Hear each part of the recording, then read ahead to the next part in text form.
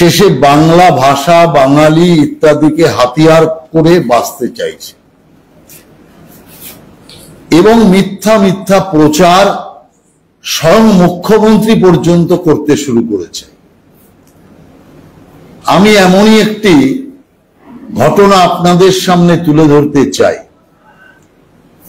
আপনারা জানেন যে দিল্লির বসন্ত কুঞ্জের জয় হিন্দ কলোনিকে উচ্ছেদ করে দেওয়া হচ্ছে, জলের লাইন কেটে দেওয়া হয়েছে, সেখানে বিদ্যুৎ সংযোগ বিচ্ছিন্ন করে দেওয়া হয়েছে। 7-8 হাজার বাংলার বাঙালি মানুষ সেখানে অসহায়।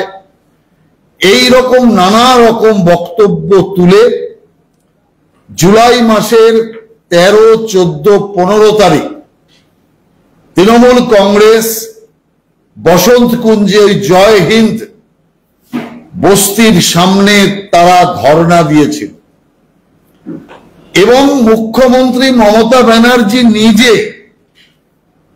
এই বস্তি উচ্ছেদের বিরুদ্ধে বক্তব্য রেখেছিলেন। তিনি সোশ্যাল মিডিয়াতেও সক্রিয় ছিলেন। সবকিছু হবার পর তৃণমূল সাংসদ জুন মালিয়া তিনি সংসদে একটি প্রশ্ন তোলেন এবং আরবান ডেভেলপমেন্ট মিনিস্ট্রির কাছে জবাব চান যে দিল্লির বসন্ত কুঞ্জের জয় হিন্দ কলোনিতে উচ্ছেদ নোটিশ দেওয়া হয়েছে এবং এই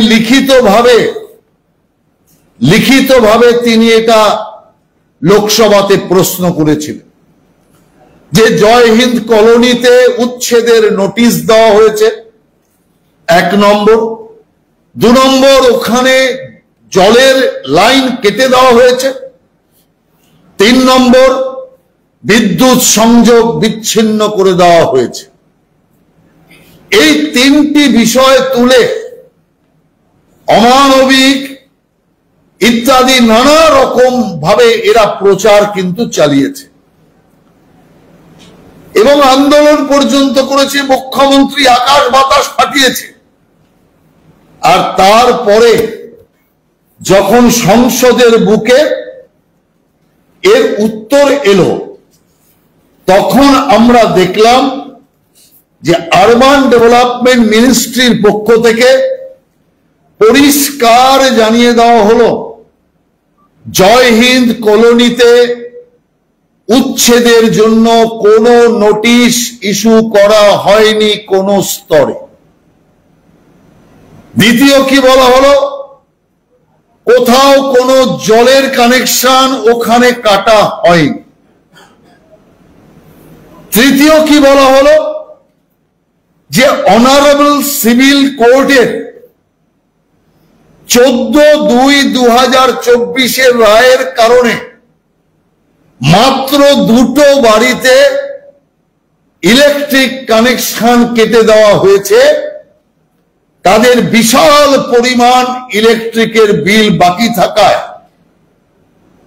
2টো মাত্র পরিবার, আর সেটাও অনারেবল সিভিল কোর্টের 14/2/2024 আদেশ অনুযায়ী। এই যে তৃণমূল এত আন্দোলন করলো, আর যখন আরবান ডেভেলপমেন্ট মিনিস্ট্রি থেকে ওদের করা প্রশ্নের যখন উত্তর পেল, অর্থাৎ মুখে তৃণমূলের ঝামা ঘষে দিল, তখন কিন্তু আর একটাও শব্দ তৃণমূল কংগ্রেস করছে না। সেই কারণে আমি মমতা ব্যানার্জিকে বলবো, বাংলার মানুষকে নিয়ে মিথ্যাচার করা, বস্তি উচ্ছেদের নামে আপনার ষড়যন্ত্র, তার জন্য মুখ্যমন্ত্রীর অবিলম্বে ক্ষমা চাওয়া উচিত। বাংলার মানুষকে ক্ষমা চেয়ে জানাতে হবে যে দিল্লির বসন্ত কুঞ্জে কোনো বস্তি উচ্ছেদ হয়নি, কোনো বাঙালি বস্তির জলের কানেকশন কাটা হয়নি, কোনো বাঙালি বস্তির পুরো ইলেকট্রিসিটি লাইন কেটে দেওয়া হয়নি। যখন মুখ্যমন্ত্রী চারিদিকে কথা প্রচার করেছেন, তৃণমূল প্রচার করেছে, আর আজকে যখন তৃণমূলের চুরি ধরা পড়েছে, তৃণমূলের অপপ্রচার ধরা পড়েছে, এখন মুখে কুলুপ আটলে তো চলবে না, এখন ইস্যু ঘোরালে চলবে না। অর্থাৎ দিল্লির এর আগের একটি ঘটনায় তৃণমূল কংগ্রেসের মুখে চুনকালি মেখে দিয়েছে, আর এই ঘটনায় পরিষ্কারভাবে তৃণমূল কংগ্রেস পুরোপুরি ব্যাকফুটে। সেই কারণে আমি পরিষ্কার আবার বলতে চাই, মুখ্যমন্ত্রীর এ বিষয়ে ক্ষমা চেয়ে বাংলার মানুষকে জানানো উচিত যে তিনি ভুল সংবাদের ভিত্তিতে এই মিথ্যা খবর প্রচার করেছিলেন। এইভাবে তৃণমূল কংগ্রেস বিভিন্ন জায়গায় বাঙালিদের উপর নির্যাতন, বাংলার উপর নির্যাতন ইত্যাদি করে যাচ্ছে।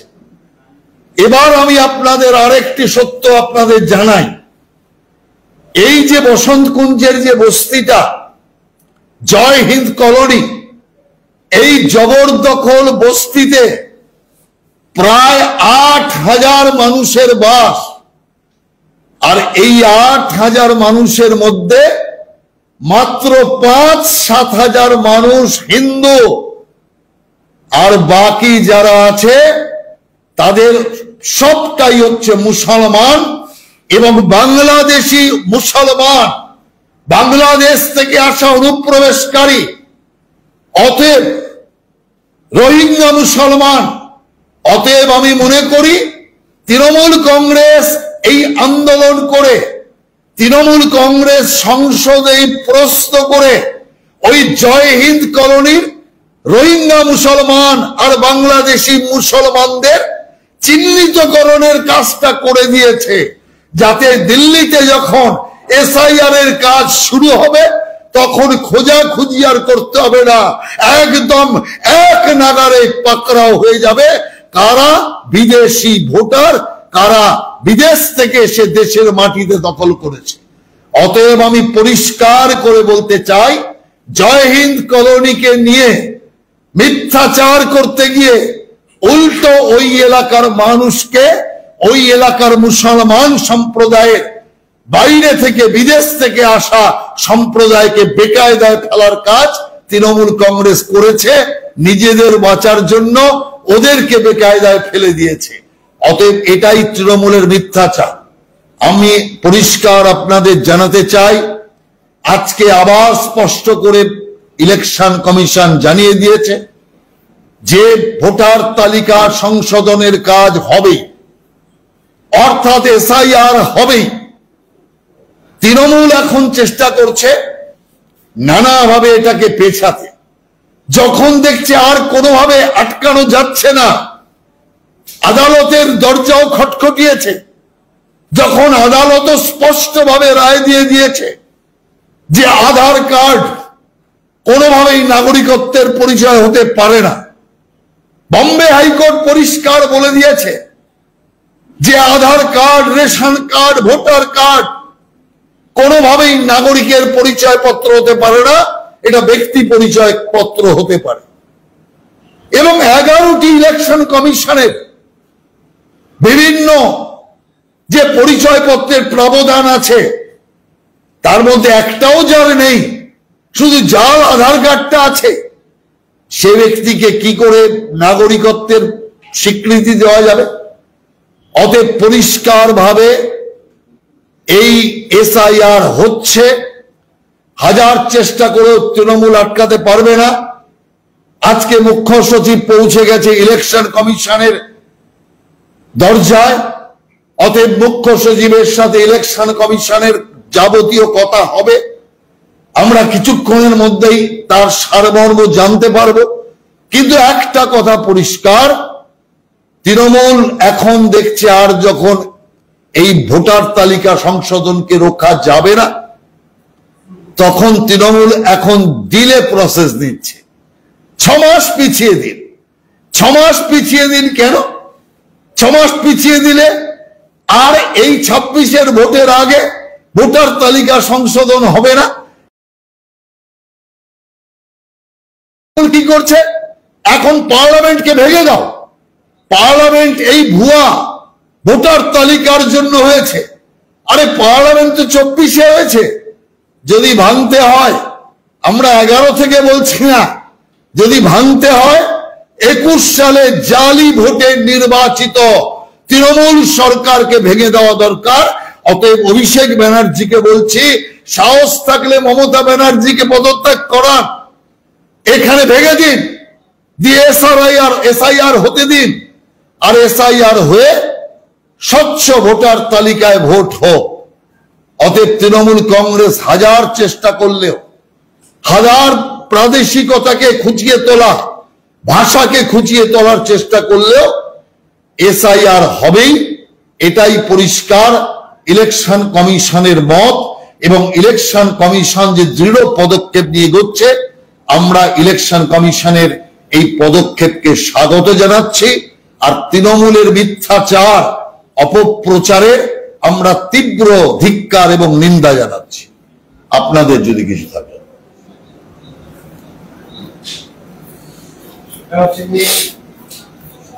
নবান্ন অভিযানে পুলিশকে মারধরের ঘটনায় সেখানে ভাটপাড়া 2 নম্বর ব্লকের বিজেপি মন্ডল সভাপতি চন্দন গুপ্ত, তাকে ফুটেজ দেখে পুলিশ চিহ্নিত করেছে, তাকে গ্রেফতার করা হয়েছে। দেখুন, একটা কথা আমি আপনাদের পরিষ্কার করে দিই, আমি এখানে বসে প্রেস কনফারেন্সে পরিষ্কার জানিয়ে দিয়েছিলাম, ভারতীয় জনতা পার্টি নবান্ন চলো যে অভিযান, এই অভিযানকে ইস্যুকে সমর্থন করছে। বিজেপি পার্টির পক্ষ থেকে কাউকে যাওয়ার জন্য বলবে না, কাউকে না যাওয়ার জন্য বলবে না। কার্যকর্তারা স্বতন্ত্র, যারা যাবে তারা বিজেপির ঝান্ডা ছাড়া যাবে। অতএব যারা ওখানে গিয়েছে তারা স্ব ইচ্ছায় ওই ইস্যুকে সমর্থন করে গিয়েছে। আমরা ওই ইস্যুকে সমর্থন করি, পরিষ্কারভাবে সমর্থন করি। এবং নবান্ন চলো যে আন্দোলন হয়েছে সেটার আমরা বিরুদ্ধে নই। বিরুদ্ধে যদি হতাম তাহলে তো আমরা কাউকে যাওয়ার কথা নাই করতাম। এরপরে পুলিশ যে ফুটেজ দেখে যা কিছু হচ্ছে সেটা আইনগত বিষয়, আইনগতভাবে তার মোকাবিলা আইন করবে। অতএব এই নিয়ে বিশদ কোনো মন্তব্য আমি করতে চাই না। আমি শুধু এটাই বলছি, পুলিশ তো পুলিশকে মারছে এটা দেখে গ্রেপ্তার করছে, আর পুলিশ যে বিনা প্ররোচনায় আন্দোলনকারীদের উপর লাঠি চালাচ্ছে সেই ছবি দেখে পুলিশকে গ্রেপ্তার কেন করা হবে না? আমি পুলিশকে গ্রেপ্তার করার দাবি জানাচ্ছি। যারা বিনা প্ররোচনায় অশান্ত আন্দোলনকারীদের উপর যে পুলিশ কর্মীরা নির্বিচারে লাঠি চালিয়েছে তাদেরও গ্রেপ্তার করতে হবে। অতএব যে পুলিশের উপর হামলা হয়েছে অনেক ক্ষেত্রে নিজেকে বাঁচাতে, পুরো ছবি যদি আপনি দেখবেন, পুলিশকে কেউ মারতে যায়নি। পুলিশ যখন অযাচিত ভাবে শান্তিপূর্ণ আন্দোলনের উপর লাঠি চালিয়েছে, সেই লাঠি থেকে বাঁচার জন্য ধস্তাধস্তি ইত্যাদি নানা রকম হয়েছে। অতএব এক পেশে চলবে না। ছবি দেখে দেখে এখন বিভিন্ন কার্যকর্তা বিভিন্ন মানুষকে গ্রেপ্তার করে ভয়ের বাতাবরণ তৈরি করার চেষ্টা চলছে। যদি গণতান্ত্রিক ভাবে হয়, ওই পুলিশদের বিরুদ্ধে ব্যবস্থা গ্রহণ করতে হবে যারা বিনা প্ররোচনায় লাঠি চালিয়েছে। এবং যেভাবে পুলিশ নানা জিনিসের ছবি তুলেছে, নির্যাতিতার বা অভয়ার মার উপর যারা হামলা চালিয়েছে সেই পুলিশ কর্মচারী কারা, তাদের ভিডিও ফুটেজ কেন গায়েব হয়ে গেল? পুলিশের কাছে যদি সব ভিডিও ফুটেজ থাকলো, তাহলে অভয়ার মার উপর যে হামলা পুলিশ চালিয়েছে, সরকারিভাবে পুলিশ যে হামলা চালিয়েছে, সেই হামলার ছবি কোথায়? ছবি পাচ্ছি না, খোঁজার চেষ্টা করছি। এই সমস্ত নাটকের কোনো এখানে দামই নেই। অতএব পরিষ্কার, এর জবাবদিহি পুলিশ কমিশনারকে করতে হবে। কেন যে কেন্দ্রবিন্দু, যাকে নিয়ে আন্দোলন, তারই কোনো ছবি নেই, তাদেরই কোনো ফুটেজ রাখা হয়নি। এখানে প্রেস কনফারেন্সও আমি বলেছিলাম যে আন্দোলন ডাকলো কারা, খুঁজে বেড়াচ্ছে পুলিশ। আরে আন্দোলন তো ডেকেছে নির্যাতিতার মা বাবা, অভয়ার মা বাবা ডেকেছে, অতএব এদিক ওদিক খোঁজার কি দরকার আছে? আর সেই অভয়া যাকে পাশবিকভাবে হত্যা করা হলো, তার মা বাবা যখন আন্দোলনে নেমেছে, তাদের ছবি পুলিশের কাছে নেই, তাদের ওপর হামলার ছবি পুলিশের কাছে নেই। এটা হতে পারে না। যেভাবে অভয়াকাণ্ডের প্রমাণকে লোপাট করে দিয়েছে এই পুলিশ, ঠিক একইভাবে অভয়ার মা বাবার ওপর হামলার ছবি গায়েব করে দিয়েছে, লোপাট করে দিয়েছে এই কলকাতা পুলিশ। অতএব কলকাতা পুলিশ কতটা নৃশংস, নির্দয়, কতটা রাজনৈতিকভাবে পরিচালিত, এই ঘটনা পরিষ্কার চোখে আঙুল দিয়ে দেখিয়ে দিচ্ছে। আর আমরা কলকাতা পুলিশ এক্ষেত্রে সক্রিয় দেখছি। আমরা দেখছি গতকাল গাজল এবং ফুলিয়াতে তৃণমূল নেতৃত্ব পঞ্চায়েত অফিস ভেঙেছে, সেখানে সাধারণ মানুষের উপর আক্রমণ করেছে, সেসব কেসে কিন্তু এখনো পর্যন্ত না, পুলিশ তো ওখানে দাঁড়িয়ে রয়েছে, তার সামনে সমস্ত চলছে গাজলে। কেন? ওটা বিজেপির পঞ্চায়েত, বিজেপির পঞ্চায়েত হলে ভাঙচুর করা যাবে, মানুষকে মারধর করা যাবে, মানুষের উপর অত্যাচার করা যাবে, পুলিশ দাঁড়িয়ে দাঁড়িয়ে দেখবে। আপনি পুরো ফুটেজ দেখুন, পুলিশের সামনে তৃণমূলের হামলাকারীরা যেভাবে হামলা চালিয়েছে পঞ্চায়েত অফিসে, পরিষ্কার দেখলে বোঝা যায় যেহেতু বিজেপির পঞ্চায়েত, অতএব তৃণমূল হামলা চালাতে পারে, পুলিশ হামলা চালাতে দিয়েছে। আর যখনই এটা উল্টো হবে, তখনই কেস হবে, তখনই গ্রেপ্তার হবে। তাহলে গাজলে পঞ্চায়েত অফিসে যে বিজেপি নেতাদের উপর, স্থানীয় মানুষের উপর যে তৃণমূল কংগ্রেসের লোকেরা হামলা চালালো, তাদের কজনকে গ্রেপ্তার করা হয়েছে, কজনের বিরুদ্ধে ফৌজদারি মামলা রুজু করা হয়েছে? এই প্রশ্ন আমরা এই সরকারের কাছে, পুলিশের কাছে করতে চাই। বনগাঁর তৃণমূল পুরপ্রধান তিনি কেন্দ্রীয় স্বরাষ্ট্র মন্ত্রকের কাছে দ্বারস্থ হয়েছেন, অভিযোগ জানিয়েছেন যে বেছে বেছে হিন্দুদের টাকার বিনিময়ে সার্টিফিকেট দিচ্ছেন শান্তনু ঠাকুর এবং তার দল। টাকার বিনিময়ে সার্টিফিকেট, কে কোথায় কাকে চিঠি দিল উনি আমাদের ভাবার দরকার নেই। যেটা ওখানে একটা ক্যাম্প আমাদের খোলা হয়েছে বনগাঁ কেন্দ্রে, মূলত শান্তনু ঠাকুরের তত্ত্বাবধানে। আর ওখানে কোনো নাগরিকত্ব কিছু নয়, ওটা সিএ জন্য করা হয়েছে। যে সমস্ত মানুষকে, বাংলাদেশ থেকে আসা মানুষকে কেন্দ্রীয় সরকার সিএর আওতায় তাদের ওখানে নাগরিকত্ব দেওয়ার যে প্রতিশ্রুতি দিয়ে আইন পাশ করেছে, সেই আইনের সুবিধা নেওয়ার জন্যই ওখানে এটা হচ্ছে। অতএব এর সাথে অন্য কোনো কিছু যুক্ত নেই। তৃণমূল ভয় পাচ্ছে, যার জন্য তৃণমূল এই জাতীয় অভিযোগ করছে।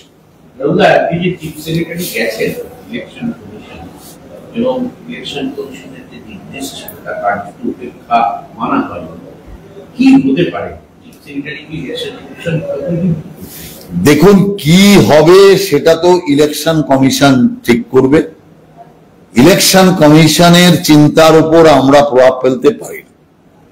তবে একটা কথা পরিষ্কার, যখন ইলেকশন প্রসেস শুরু হয় তখন থেকে কিন্তু প্রশাসনের উপর ইলেকশন কমিশনের ছায়া পড়ে যায়। অতএব এই যে অভিষেক ব্যানার্জি, মমতা ব্যানার্জি চিৎকার করছে ইলেকশন নোটিফিকেশন হয়নি, তার আগেই এই সমস্ত শুরু হয়ে গেছে, এসব জেনে শুনে এই সমস্ত করছে। ইলেকশনের সময় নোটিফিকেশন ওটা আলাদা, কিন্তু যখন ভোটার লিস্ট সংশোধনের কাজ হবে, আর এটা তো বিশেষ সংশোধন, এক্ষেত্রে পুরো প্রশাসন এবং পুলিশ ইলেকশন কমিশনের আজ্ঞাবাহক হিসাবে কাজ করতে বাধ্য। এই ক্ষমতাই সংবিধান ইলেকশন কমিশনকে দিয়েছে। নইলে চিফ সেক্রেটারিকে ইলেকশন কমিশন 5টার মধ্যে হাজির হতে বলল, আর 4:40 মধ্যে মুখ্য সচিব হাজির হয়ে গেল ইলেকশন কমিশনের দরজায়। মমতা ব্যানার্জি এত বড় বড় কথা বলছে, চিফ সেক্রেটারিকে আটকাতে পারলেন না কেন? যাবে না এখান থেকে, আমরা যেতে দেব না, এই নিয়ে আমি ওদেরকে এফআইআর করতেই দেব না, তা চিফ সেক্রেটারি যাবে কেন? মমতা ব্যানার্জি আটকাতে পারল না কেন? কারণ মমতা ব্যানার্জি জানে দরকার হলে চিফ সেক্রেটারি রিজাইন দিয়ে দেবে, তবুও চিফ সেক্রেটারি যাবে, কারণ এটা সাংবিধানিক বাধ্যবাধকতা। অতএব আমি পরিষ্কার বলছি, ইলেকশন কমিশনকে অভূতপূর্ব ক্ষমতা নির্বাচনী কাজ পরিচালনা করার জন্য সংবিধান দিয়েছে, দেশ দিয়েছে। অতএব সেই ক্ষমতা বলে ইলেকশন কমিশন কাজ করছে। যারা এই এসআইআর এ 2 নম্বরই কাজ করবে, দুর্নীতি করবে, সেই 4 জন অফিসার শুধু নয়, প্রয়োজন হলে আরো ইলেকশন আধিকারিকদের বিরুদ্ধে কমিশন ব্যবস্থা নিতে পারে। এই বার্তাটাই পরিষ্কার সকলের জেনে রাখা উচিত। অভিষেক বন্দ্যোপাধ্যায় কেন্দ্র ডায়মন্ড হারবারে 4 বছরে 15% ভোটার বৃদ্ধি হয়েছে বলছেন অনুরাগ ঠাকুর। না না, অনুরাগ ঠাকুর তো সমস্ত তথ্য দিয়ে দেখিয়ে দিয়েছে। উনি আরো বলছেন কোথাও 82% বেড়েছে, কোথাও 32% বেড়েছে, কোথাও 35% বেড়েছে। যত রোহিঙ্গা আর বাংলাদেশি মুসলমান অনুপ্রবেশকারী এসছে এখানে, আদরে তাদের অভিষেক ব্যানার্জি ডেকে নিয়ে গিয়েছে ডায়মন্ড হারবারে, যাতে ডায়মন্ড হারবারের নির্বাচনে তিনি নিষ্কণ্টক ভাবে জিততে পারেন। অনেকটা চিন্তায় ছিলেন আইএসএফ এর পক্ষ থেকে কেউ দাঁড়িয়ে যাবে, তার জন্য ভয়ে কাঁপছিলেন। যদি মুসলিম ভোট ভাগ হয়ে যায়, সেটা আপনারা ভালো করেই লক্ষ্য করেছেন। সেই কারণের জন্য একমাত্র তৃণমূলের ভরসা হচ্ছে বাংলাদেশি মুসলমান অনুপ্রবেশকারী আর বার্মা থেকে আসা রোহিঙ্গা মুসলমান অনুপ্রবেশকারী। আর এদেরকে ডায়মন্ড হারবারে স্তূপ করা হয়েছে, নইলে এত বৃদ্ধি কি করে হতে পারে? অভিষেক ব্যানার্জি কেন চিৎকার করছে? তার কারণও জানে যে এই ভোটারদের নাম ভোটার তালিকা সংশোধনের পর বাদ হয়ে যাবে, আর বাদ হয়ে গেলে অভিষেক ব্যানার্জির জয়ের পতাকা আর ডায়মন্ড হারবারে উড়বে না, তৃণমূলই শেষ হয়ে যাবে। কোথায় মমতার কোথায় অভিষেক কেউ খুঁজেও পাবে না। সিপিএম এর চেয়েও করুণ অবস্থা হবে তৃণমূল কংগ্রেসের, যে কারণে এসআইআর রুখতরা চাইছে। অতএব আমি মনে করি 1 কোটির ওপরে ভোটার বাদ যাবে এই রাজ্যে। বিহারে যদি 65 লক্ষ হয়, আমার অনুমান এখানে 1.5 কোটির কাছাকাছি নাম বাদ যাবে, যাওয়া উচিত। আর এই বিশাল পরিমাণ বাংলাদেশি মুসলমান অনুপ্রবেশকারী এবং রোহিঙ্গা মুসলমান অনুপ্রবেশকারী, ভুয়া ভোটার, মৃত ভোটার, অজানা ভোটার, এই রকম যদি আনুমানিক ভোটারদের নাম ভুয়া ভোটার তালিকা থেকে বাদ যায়, স্বাভাবিকভাবেই তৃণমূলের ভুয়া ভোট ছাড়া তৃণমূলের জামানত বাজবে কিনা আগামী দিন, এটা চিন্তার বিষয় হয়ে দাঁড়াবে। ঠিক আছে, বলছি অভিষেক বন্দ্যোপাধ্যায় তো আপনি বলছেন যে ভয় পাচ্ছে, উনি আবার বলছেন তো যে যেটা বলছিলেন যে 24-এ যে নির্বাচন হয়েছে বিজেপি সবাই পদত্যাগ করুন। না, আমি তো বলেই দিলাম যে ইলেকশনটা 21 সাল ধরে করতে হবে, তো 24 তো পরে, আগে 21-এর তৃণমূল কংগ্রেস সরকার পদত্যাগ করুক, মমতা ব্যানার্জি পদত্যাগ করুক, কারণ এর তো ভোট আছে সামনে। এটা করে একটা দৃষ্টান্ত স্থাপন করুক। কেন্দ্রীয় সরকারের ভোট তো অনেক দেরিতে আছে। মমতা ব্যানার্জি যদি দৃষ্টান্ত স্থাপন করে যে আমরা ভুয়া ভোটারে নির্বাচিত হয়েছি, অতএব আমরা পদত্যাগ করলাম, আমার ভাইপোর কথা মেনে, তাহলে তো বাকিরা চিন্তা করবে যে মমতা ব্যানার্জি যখন পদত্যাগ করেছে ভুয়া ভোটারে নির্বাচিত হয়ে, তাহলে আমাদেরও করা দরকার। তো আগে তো শুরু করবে যে পথ দেখাচ্ছে সে। আর পশ্চিম বাংলার চেয়ে বেশি ভুয়া ভোটার তো কোথাও নেই। পশ্চিম বাংলার চেয়ে বেশি বিদেশি ভোটার কোথাও নেই।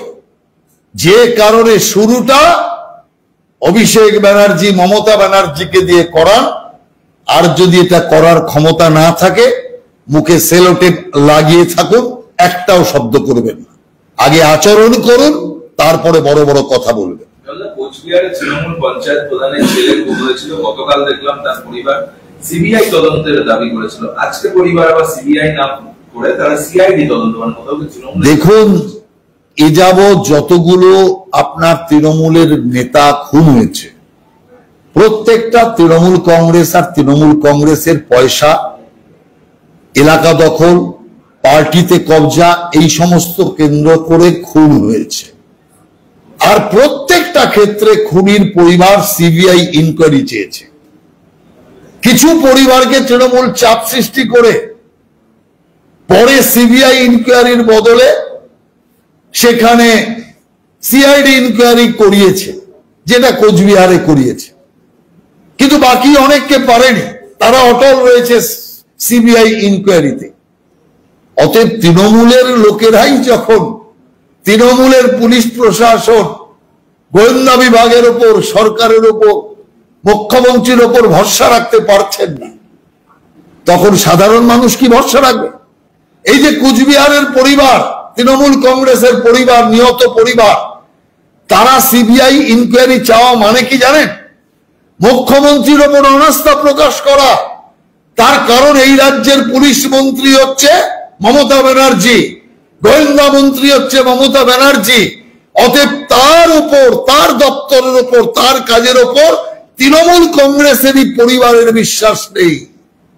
তো সাধারণ মানুষের বিশ্বাস আসবে কোত্থেকে? পরে জোর করে চাপ দিয়ে সিবিআই কে পাল্টে সিআইডি করলে কি লাভ আসে, যায় আর আসে? যা বলার তো হয়ে গেছে, যা বলার তো মানুষ বুঝে গিয়েছে। আর যে পরিবার সিবিআই ইনকোয়ারির পরিবর্তে সিআইডি বলেছে, সেই পরিবার যে মন থেকে বলেনি, এটা সবাই বুঝতে পারছে। মালদার অবস্থা তো ভয়াবহ আকার দেখা দিচ্ছে। বন্যা যেভাবে নবনির্মিত রিংবাঁধ সেটা পর্যন্ত ভেঙে গেল। মানিকচক ব্লক পুরো বিচ্ছিন্ন হয়ে গিয়েছে। দেখুন, রাজ্য সরকারের অযোগ্যতা, অপদার্থতার জন্য এগুলো হচ্ছে। জল নিষ্কাশনী ব্যবস্থা, নদীর নাব্যতা, খালগুলির সংস্কার, ড্রেনগুলির পরিচ্ছন্নতা, কোনো ব্যবস্থাই সরকার বছরের পর বছর করছে না। প্রত্যেকবার বন্যা এলে ডিবিসি জল ছাড়ছে এদিকে, আর ওদিকে হলে কেন্দ্রীয় সরকার ওই বাঁধের পয়সা দিচ্ছে না, অমুকের দিচ্ছে না বলে কোন রকমে বন্যা পিরিয়ডটা কাটিয়ে দেয়, তারপরে আর কিচ্ছু মনে রাখে না। এই বন্যার পরে যদি জল নিষ্কাশনী ব্যবস্থা যদি ঠিক করত, খালগুলিকে যদি সংস্কার করত, নদীর পলি তোলার ব্যবস্থা যদি করত, ড্রেনগুলিকে যদি পরিচ্ছন্ন করে জল যাওয়ার ব্যবস্থা করত, তাহলে এই বন্যা হতো না। জল ধারণ ক্ষমতাই নেই, তো জল ধারণ ক্ষমতা না থাকলে জল উপচে যাবে, এটাই জলের ধর্ম। অতএব আমি মনে করি জল উপচে যে বন্যা হচ্ছে, যে রিং বাঁধ কেটে গিয়ে যে বন্যা হচ্ছে, তা একমাত্র রাজ্য সরকারের অপদার্থতা, ব্যর্থতা আর উদাসীনতার জন্য এটা হচ্ছে। বাংলা সিনেমাকে বাঁচাতে রাজ্য সরকার সমস্ত মাল্টিপ্লেক্সের প্রাইম টাইমে বাংলা সিনেমা চলতে হবে এমন নির্দেশিকা জারি করলো। অরূপ বিশ্বাস আজকে সাংবাদিক বৈঠক করে তথ্য সংস্কৃতি দপ্তরকে একসঙ্গে নিয়ে এই সিদ্ধান্ত। এসব নির্বাচনী চমক, কারণ বাংলা সিনেমা ধুকতে ধুকতে এমন একটা জায়গায় এসছে বন্ধ হওয়ার মুখে। কলা কুশলী যারা, তারা সবাই ক্ষিপ্ত। এই সিনেমা শিল্পের সাথে যারা যুক্ত সবাই ক্ষুব্ধ। এখন বাঙালি প্রেম দেখাতে শুরু করেছে, মুনি ঋষিদের ছবি মঞ্চে পায়ের তলায় রেখে মুনি ঋষিদের প্রতি প্রেম দেখাচ্ছে। আর সেই কারণের জন্য এটা শুধু নির্বাচনী স্টান। ইলেকশনের আগে এই জাতীয় ঘোষণার মাধ্যমে মানুষকে চমক দিয়ে বঙ্গপ্রেম দেখাচ্ছে, কিন্তু এতে কিচ্ছু হবে না। এই অরূপ বিশ্বাস আর তার ভাই স্বরূপ বিশ্বাস যদি ওই শিল্পে না কম গলায়, তাহলে বাংলা সিনেমা আবার উঠে দাঁড়াবে। ওদের দাদাগিরি বাংলা সিনেমায়, গুন্ডাগিরি বাংলা সিনেমায় যদি না চলে, যদি সত্যিকারের যারা ডাইরেক্টর আছে, প্রডিউসার আছে, শিল্পীরা আছে, তারা নিজেদের যোগ্যতা বলে যদি ওখানে কাজ পায়, তাহলে বাংলা সিনেমা আবার ঘুরে দাঁড়াবে। কিন্তু প্রতি ক্ষেত্রে দলবাজি আর পার্টিবাজি আর কমিশন সিস্টেম বাংলা শিল্পের সর্বনাশ করে দিয়েছে। অতএব বাংলা শিল্পকে যদি বাঁচাতে হয়, অরূপ বিশ্বাস স্বরূপ বিশ্বাসের হাত থেকে বাংলা সিনেমাকে বাঁচালেই বাংলা সিনেমা দাঁড়িয়ে যাবে। অতএব এই দুই বিশ্বাসের উপর অবিশ্বাস দেখিয়ে যদি মমতা ঘাড় ধাক্কা দিয়ে দুজনকে যদি ওই বাংলা সিনেমার দেখশনের হাত থেকে যদি বাংলা সিনেমাকে উদ্ধার করে, তবেই বাংলা সিনেমা দাঁড়াবে, নইলে কিচ্ছু হবে। বলছি, মুখ্য নির্বাচনী আধিকারিককে ফরেনার্স রিজিওনাল রেজিস্ট্রেশন অফিস 21 জনের নামের তালিকা পাঠিয়েছে, যারা বাংলাদেশের নাগরিক, তাদের পাসপোর্ট আছে, আবার পশ্চিমবঙ্গের ভোটার কার্ডও আছে তাদের কাছে। না, এটা একদম ঠিকই আছে। এইরকম এই জাতীয় অনেক নাম আছে। এখন তো 21টা 22টা দেখে আমরা আজকে উঠছি, কিন্তু আমি আপনাকে বলছি, যখন এই তালিকা সংশোধনের কাজ হবে, আপনি দেখবেন লক্ষ লক্ষ নাম এক এক দিনে উঠে আসবে। বিলকিন্দা 2 নম্বর গ্রাম পঞ্চায়েতের তৃণমূলের সদস্য হরিশচন্দ্র শীলের, তার পরিবারের পুত্রবধূ দুটো কার্ড,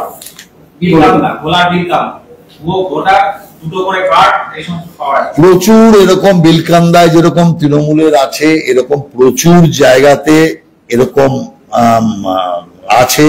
ব্যারাকপুরও এখানে 2 নম্বর ব্লকে তৃণমূলের ওখানে ওই বিলকান্দার যে ঘটনা সেটা আছে। বসিরহাটে এখানেও 26 জন ভুতুড়ে ভোটার। এইগুলো এখন হচ্ছে আপাতত যে রাজনৈতিক দলগুলো যে খোঁজ খবর করছে বা সংবাদ মাধ্যম খোঁজ খবর করছে, তার থেকে কিছু নাম বেরোচ্ছে। বসিরহাটে তো মৃত, হ্যাঁ মৃত 26 জন মৃত ভুতুড়ে ভোটারের নাম আছে, এরকম অজস্র। যার জন্য আমি বলার সময় আমি বললাম যে এতে আছে মৃত ভোটার আছে, এতে পরিচয়হীন ভোটার আছে, মিথ্যা ঠিকানা দিয়ে সেখানে প্রেমিসেস নাম্বারের লোক আছে। এক প্রেমিসেসে 5 জন লোক, কিন্তু সেখানে 8 জন লোক ঢুকে আছে, 4টে ভুয়া ভোটার আছে। এখানে বাংলাদেশ থেকে আগত মুসলমান অনুপ্রবেশকারীদের নাম আছে, রোহিঙ্গা ভোটারদের নাম আছে। অতএব এইভাবে বিভিন্ন ভোটার নানান ছদ্মবেশে ভোটার তালিকাকে দখল করে রয়েছে, যে কারণেই নির্বাচন কমিশন ভোটার তালিকাকে ত্রুটি মুক্ত করতে চায়। নির্বাচন কমিশন চায় শুধু নয়, পুরো বাংলার মানুষ চায়। বাংলার মানুষ চাইছে, নইলে মানুষ বলছে ভোট দিলাম, গেল কোথায় ভোট? আমরা যে ভোট দিলাম তাতে অন্য রেজাল্ট হওয়ার কথা ছিল, রেজাল্ট বিপরীত হলো কি করে? তার কারণ হচ্ছে মানুষ ভোট দিয়েছে এক জায়গায়, কিন্তু ভুয়া ভোটার ভোট দিয়েছে আরেক জায়গায়। মানুষের ভোট তাই ধোপে টেকেনি ভুয়া ভোটারের সামনে, যে কারণে এই রাজ্যে ভুয়া ভোটারেরই জয় জয়কার। এটা মূল বীজ বপন করেছে সিপিএম, যার জন্য সিপিএম দেখছেন না ভুয়া ভোটার উচ্ছেদের বিরুদ্ধে কিভাবে তৃণমূলের পাশে দাঁড়িয়েছে। কারণ এই ভুয়া ভোটার তৈরি করেছে সিপিএম। এই ভুয়া ভোটারের জোরে 34 বছর রাজত্ব চালিয়েছে সিপিএম, আর এই ভুয়া ভোটারের জোরে তৃণমূল কংগ্রেস এতদিন ধরে সরকার চালাচ্ছে। অতএব আমি মনে করি এই ভুয়া ভোটার যেই বাদ যাবে তখনই আপনি দেখবেন তৃণমূলের সংসার তাসের ঘরের মতো ভেঙে পড়বে। নির্বাচন কমিশন এই ক্যাজুয়াল কর্মী নিয়োগ করতে বারবার না করছে। রাজ্যে 600টির বেশি ডেটা এন্ট্রি অপারেটর ক্যাজুয়াল কর্মী, এবং তা নিয়ে নির্বাচন কমিশন যথেষ্ট চিন্তিত, রাজ্যকেও জানিয়েছে। না, নির্বাচন কমিশনের নজরে এটা আছে, আমরাও নজরে এনেছি, এবং ইলেকশন কমিশন এই নিয়ে উপযুক্ত পদক্ষেপ গ্রহণ করবে। আগে এই মুখ্য সচিবের সাথে বিষয় কেটে যাক, তারপরে ধীরে ধীরে ইলেকশন কমিশন এই বিষয়গুলোকে অবশ্যই দেখবে। মিঠুন চক্রবর্তী আজকে বাঁকুড়ার একটি কর্মী সবাই গিয়ে তিনি বলছেন আমাদের পাড়া আমাদের সমাধান, লক্ষ্মীর ভান্ডার এইসব ভিক্ষে দিতে রাজি নয় বিজেপি, কোন ভিক্ষে নিয়ে কোনো কাজ করবেন না, সম্মানের সঙ্গে মাথা উঁচু করে দাঁড়িয়ে লড়বো আমরা, এসব ভিক্ষে নিয়ে লড়ার কাজ করার দরকার নেই, এসব ভিক্ষে ছাড়া কিছু না। লক্ষ্মীর ভান্ডার ভিক্ষে বলছে না। না দেখুন, এটা তো প্রকারান্তরে একটা ঘুষ। ঘুষ দিয়ে 5 বছর তৃণমূল লুট করার লাইসেন্স চায়। এই যে এত ব্যভিচার তৃণমূল করে যাচ্ছে, এত চুরি করে যাচ্ছে, এত লুট করে যাচ্ছে মানুষকে ঘুষ দিয়ে, যেমন কারো পরিবারে খুন হলো, ধর্ষণ হলো, সঙ্গে সঙ্গে ঘুষের টাকা নিয়ে হাজির হয়ে যাচ্ছে। অভয়াকেও ঘুষ দিতে চেয়েছিল, অভয়ের মা বাবাকে, তারা নেয়নি, এরকম অনেকে নেয়নি। মুর্শিদাবাদেরও সেই পরিবার ঘুষ নেয়নি, তামান্নার পরিবার। অতএব এটা তো পরিষ্কার ঘুষ। তৃণমূল ঘুষ খাওয়া পার্টি, সেই কারণে তৃণমূল ঘুষ দেওয়ার নীতিতে বিশ্বাসী। অতএব পরিষ্কার যেটা বলতে চেয়েছেন সেটা হচ্ছে এই তৃণমূলের ঘুষ নেওয়ার রাজনীতি করে, সেই রাজনীতিকে সমর্থন করে 5 বছরের চুরির লাইসেন্স দেবেন না।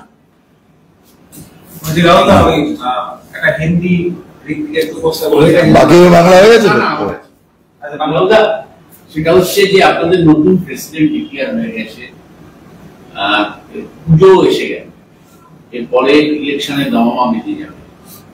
আপনাদের রাজ্য কমিটি কবে হবে? এই মাস, চলতি মাসেই না পুজোর আগেই না? হবে সময় মতো, চিন্তার কোনো কারণ নেই। আমরা অত উদ্বিগ্ন না, আপনারা এত উদ্বিগ্ন দেখে ভালো লাগছে যে আপনাদের বিজেপি নিয়ে খুব উদ্বেগ চিন্তা আছে, বিজেপির কল্যাণ আপনারা চান, এটা ভালো লাগে। হ্যাঁ, हिंदी बंगाल सरकार मल्टीप्लेक्स में बंगाली मूवी मैंडेटरी कर रहा है, क्या कहना चाहेंगे? देखिए, कुछ नहीं है। पश्चिम बंगाल में बांग्ला फिल्म को सत्यानाश कर दिया तृणमूल कांग्रेस ने, और तृणमूल कांग्रेस का मिनिस्टर अरूप विश्वास और उनका भाई स्वरूप विश्वास जैसे दमन नीति बांग्ला सिनेमा पर चला रहा है, वो मल्टीप्लेक्स में दिखाने का निर्देश दे या ना दे, उसमें कुछ नहीं होने वाला है। ये अभी चुनाव आ रहा है, लोगों का आंख में धूल देने का एक प्रयास हो रहा है। देखिए, सीधा बात है, अरूप विश्वास और स्वरूप विश्वास जब तक बांग्ला सिनेमा पे बैठा रहेगा तब तक बांग्ला सिनेमा का कोई भविष्य नहीं है। कारण जो प्रोड्यूसर है उसका योग्यता नहीं देखते हैं, जो एक्टर है वो योग्य नहीं है, वो नहीं देखते हैं, जो डायरेक्टर है उसका योग्यता का कोई मान ही नहीं है। सिर्फ वो तृणमूल कांग्रेस का भक्त है कि नहीं, अरूप विश्वास और स्वरूप विश्वास से उनका लेना देना है कि नहीं, ये सारी चीज देख के बांग्ला सिनेमा में काम दिया जा रहा है। इसीलिए बांग्ला सिनेमा का मान भी घट गया, और इसीलिए कहा मल्टीप्लेक्स में कहा क्या कर दिया, क्या आदेश दे दिया, ये लोग को दिखाने का इसमें ज्यादा कोई अंतर होने वाला नहीं है। मैं फिर भी बोल रहा हूं, ममता बनर्जी एक साहसी कदम उठा पाएंगे? नहीं पाएंगे। अरूप विश्वास और स्वरूप विश्वास से बांग्ला सिनेमा को मुक्ति दिला दे, बांग्ला सिनेमा ऐसे ही आप से ही जग जाएगा।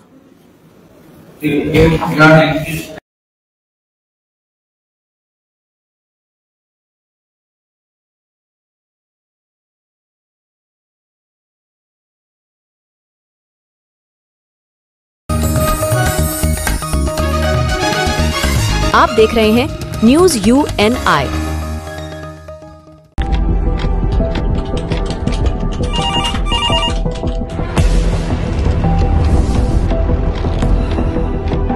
क्या?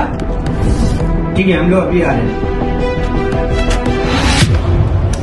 राजनीति के राज जनता तक पहुंचाना आसान नहीं है। खबरें के बाजार में बिना तमाशे के सच दिखाना आसान नहीं है, लेकिन अब सब कुछ होगा आसान। हम हैं news UNI। Well-known Finance is a personal finance platform focused on empowering and serving millennials to take a well-informed decision while buying a financial product like home loan, car loan, business loan, personal loan, SME loans, insurance, etc. For further details, contact us.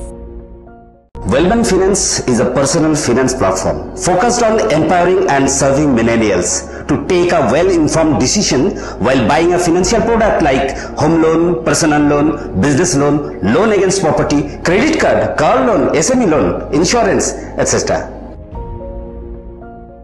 News UNI हम जियो TV,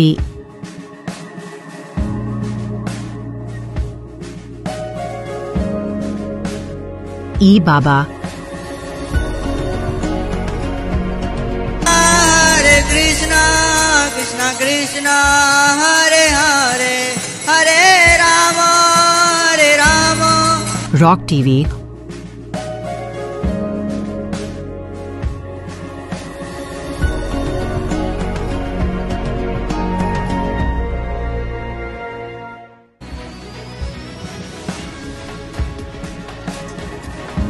और play on TV पर उपलब्ध हैं। Hare Krishna, Krishna Krishna, Hare Hare, Hare Rama, Hare Rama। अधिक update के लिए YouTube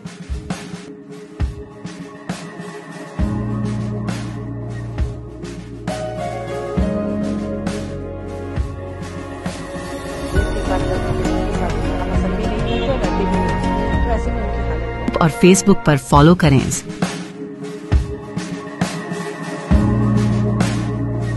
साल में एक আপনাদের পছন্দের চ্যানেল নিউজ UNI এখন রয়েছে জিও টিভিতে, চ্যানেল নাম্বার 3003। এছাড়াও এখন ওটিটিতেও পেয়ে যাবেন নিউজ UNI কে। ওটিটির মাধ্যমগুলি হলো rock TV, Jinga TV, play on TV, eBaba, DTH live TV, world TV, next G TV HD, TV HD1, Googly TV, star on TV, FTV, solid TV box, Crix star, rose news, Chanakya world TV. তাছাড়াও আমাদের Facebook, LinkedIn এবং ইনস্টাগ্রামেও পেয়ে যাবেন আমাদেরকে।